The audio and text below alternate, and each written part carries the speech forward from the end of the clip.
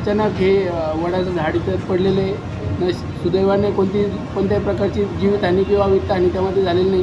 परंतु आम्ही MIDCच्या अधिकाऱ्यांना वारंवार पाठपुरावा करून त्यांनी हे धोकादायक झाडं वगैरे याचं काही बंदोबस्त केलेलं नाही. जर एखाद्या वेळेस जर दुर्दैवाने काही दुर्घटना झाली तर या घटनेला जबाबदार कोण राहील याची अधिकाऱ्यांनी नागरिकांमध्ये मागणी होत आहे. कारण मागच्या वेळेस पण एक 15-20 दिवसापूर्वी पण ह्याच विभागामध्ये एक झाड पडलेलं होतं. त्या टायमाला पण नशिबाने सुदैवाने काही दुर्घटना घडलेली नव्हती. परंतु MIDC प्रशासन याचं काहीतरी दुर्घटना होण्याची किंवा जीवितहानी होण्याची काय वाट बघते का, असा मुद्दा नागरिकांमधून व्यक्त होत आहे. आपलं नाव नाही, नाव सांगायला हरकत नाही. ठीक आहे,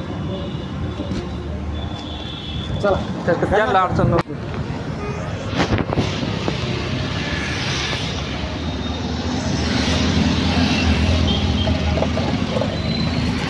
नमस्कार, मी अक्षय बोलले. 2 दिवस अगोदर सांगितलं होतं की या वाळून